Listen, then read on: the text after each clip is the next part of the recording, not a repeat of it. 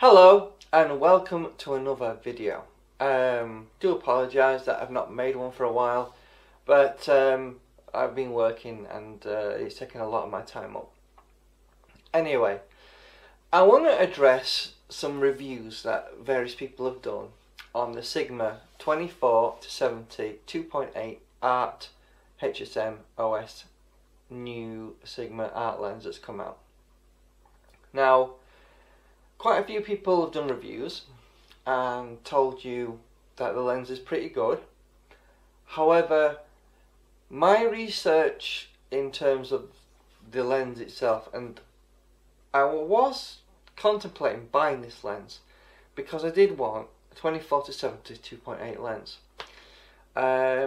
And to be honest with you, I was really looking forward to getting it because it was going to be really good quality. Now, in a lot of the research I've done, because I didn't think I needed to buy the lens to determine how good it is, so basically I based my opinion and my conclusion from other people's reviews, such as Ken Rockworth, Dustin Abbott, who does reviews on YouTube, and Lens Rentals, and there's other reviews as well as personal reviews that people have done on the lens. And I thought I would break down my thoughts and conclusion of how good I think the lens is. First of all, the badge of art series they put on this lens is a disappointment because it's nowhere near their prime new vision line lenses they brought out, such as the 51.8 or the 30. I think it's 35mm 1.4. Anyway, they're art lenses, they're prime lenses, and they're very sharp, corner to corner, centre to edge. So they brought out this new zoom lens, and I thought it was going to be better than the Canon version. Obviously the Canon is a good lens, the 24-70 2.8 with no image stabilisation. I think Canon really need to bring out a new version with image stabilisation. So the reason I wanted to get the Sigma one is because it had image stabilisation, and obviously any of you videographers out there, filmmakers, would be really interested in this particular lens because obviously it's a 2.8 aperture, so it lets a lot of light in. However, my conclusion is at 24mm in the corners it is quite bad. A reviewer such as Dustin Abbott has done a review of the lens, and you can have a look at his review. Just do a search for the Sigma 24-70 2.8 art lens. I'm sure it will come up. However, he stops short of slating the lens, and for me I think it's a terrible lens, because if you're going to get a wide angle zoom lens that goes to medium telephoto, it has to be sharp. I don't see the point of calling it an art lens when it's not sharp at 24mm. I have seen some examples that Dustin Abbott has done himself, and my assessment of the results he was coming up with, he was basically just saying, oh, it's not great in the corners, but at 50mm it gets better and it gets sharper, but then it sort of loses its sharpness at 70mm. So basically at the wide angle end of that particular lens it's bad, at the telephoto end it's quite bad, but in between it's okay. To me, how can you call that an art lens? It is terrible.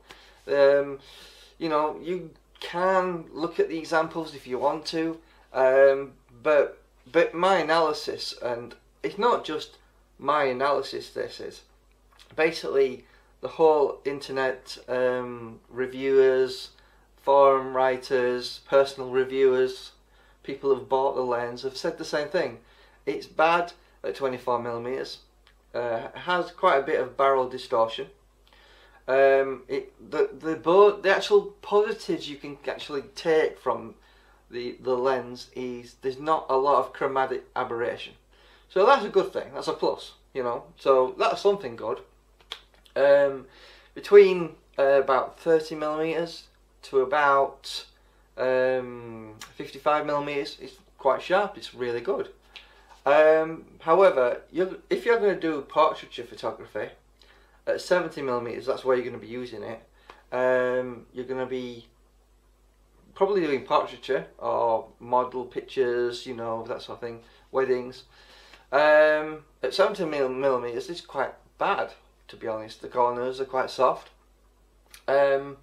So I just wanted to do this video just to give you my conclusion of what I think about the lens. Now, to back up that information, I decided to actually look up B&H, which everyone knows is a brilliant company. You know, they sell lenses, they give good product reviews, they're honest, and there's lots of good technical support. So if you ever got a problem, you go to B&H and they'll sort your problem out.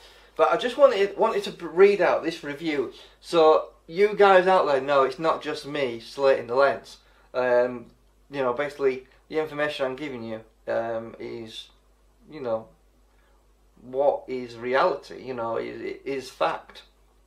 Anyway, I'll just read out this review. This is just a sample out of many reviewers out there.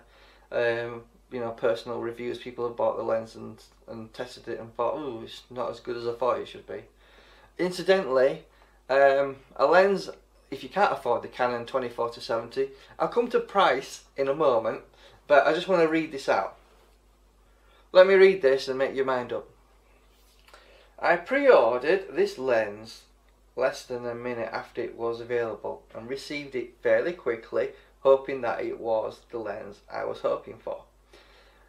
The last 4 years I have had a Sigma 35mm Art on my Canon 6D, and it never comes off my camera basically, and I love it so much. So this guy obviously loves his art lens. When I got this lens, I took it out for landscape photos and events. First thing that hit me was the girth of the lens. Obviously it's a big lens, just keep that in mind, and it's quite heavy.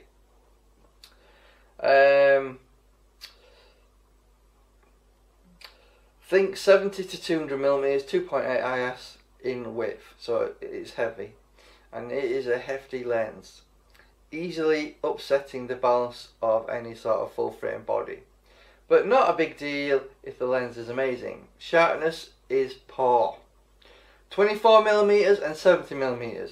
Compared to my 24-105 f4, which is the Canon lens, IS Mark 1, it is significantly softer at any aperture up to f5.6. After that, sharpness increases linearly up to f8, at which point it is tack sharp. Focusing was on point for the lens right out of the box. I've had issues with Sigma lenses, focusing problems, but this lens performed well. Focusing from infinity did result in poorer focusing and performance. Then focusing, but not terrible. Chroma aberration and distortion are very well controlled. Optical stabilization is not 4 stops. Well, to be honest with you, it's 3 stops in reality. My low light shots were consistently sharp at 2.6 stops. So even with a 1 stop aperture, my 24-105 can still take pictures in lower light. Then the lens, handheld, still subject. One of the reasons I wanted the lens was for street photography. One of the quirks was that even at 1/100th of a second or 1/60th of a second, I was getting blurry shots. So that's a bit strange at 2.8. Why you would be getting blurry shots. I mounted the camera to a tripod, but I could not replicate the issues. I don't know if the OS was occasionally overcompensating for handheld motion. The slower shutter speeds allowed for it to show after a week with the lens. I found that the lens rental had tested 10 copies of the lens and found exactly what I had found out in my week of testing. So basically, Lens Rentals have got 10 copies of this lens, right, and found or come to the same conclusion. So basically, after testing, the lens is not very sharp compared to other 24 to 70mm out there, and that the optical stabilisation was not up to the 4 stops that was claimed. To quote them, I'd probably feel better about it if it didn't have art on the label. I had to return my copy of this lens due to the sheer fact that there is better glass out there for similar prices. Right, obviously I've just taken what he said word for word. He's not written it great, but the gist of it is it's not a brilliant lens. Now, he talks about price. I want to talk about price. Now, the Sigma lens is retailing for £1,400.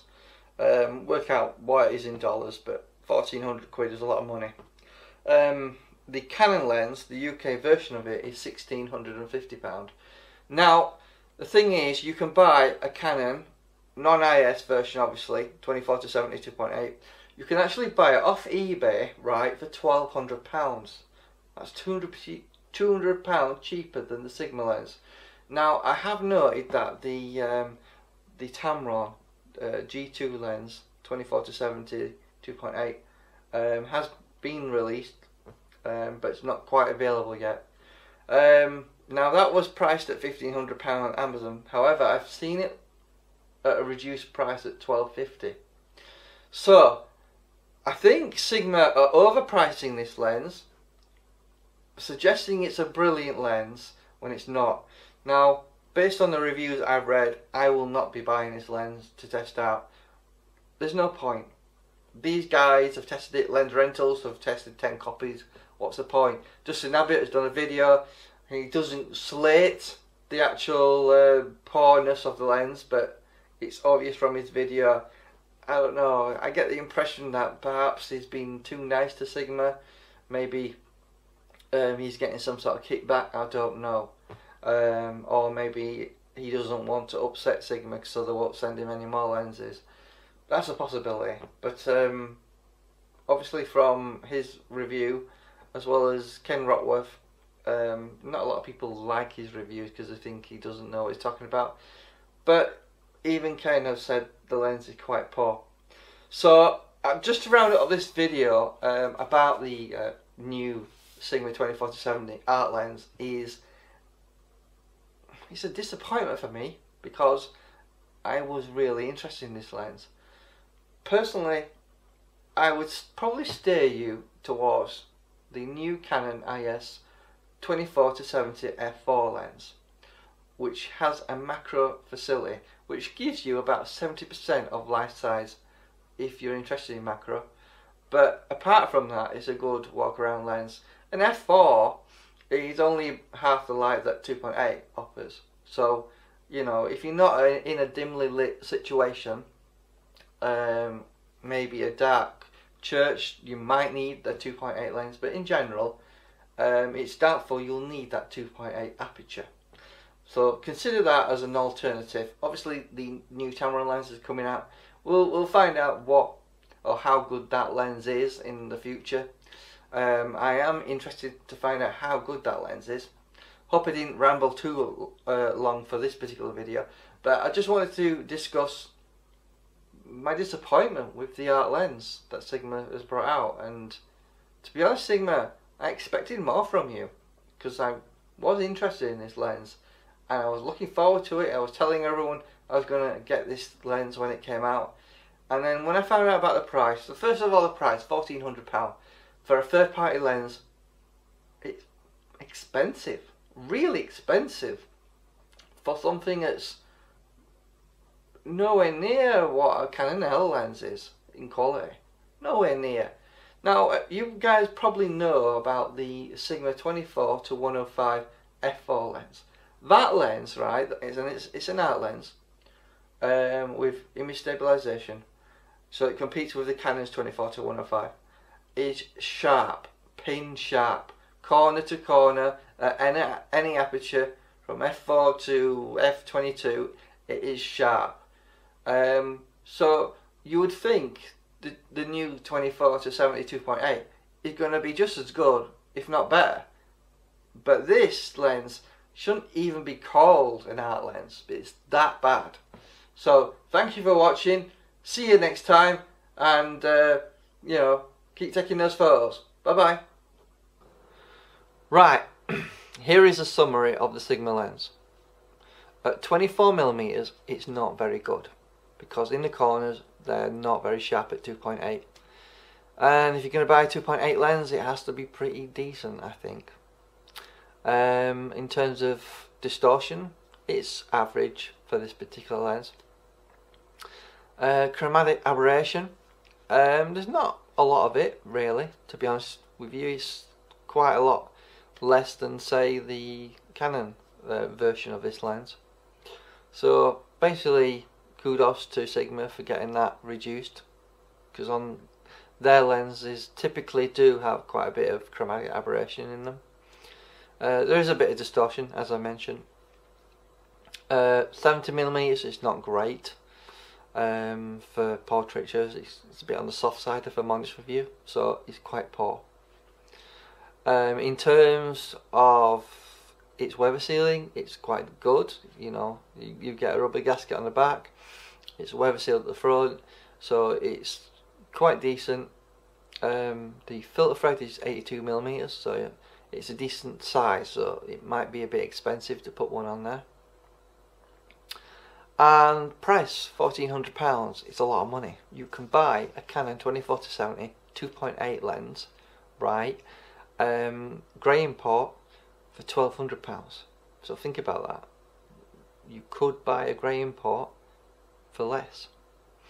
The Tamron G2, which is coming out shortly, it was retailing on Amazon's website at £1,500, but I have seen it advertised in a local camera shop for £1,250, so you might be able to pick it up even cheaper than the Sigma. Image stabilization. You're getting 3 stops of image stabilization. Sigma claim it's 4, but when this is actually tested, Lens Rentals did that, they determined that it is a 3-stop image stabilization. And if I'm honest with you, a lot of reviewers have said the image stabilization is quite poor, because they have gone to as low as 15th, 20th, 60th a second and still got camera shake, which is a bit bizarre, you know, with image stabilization being so good these days.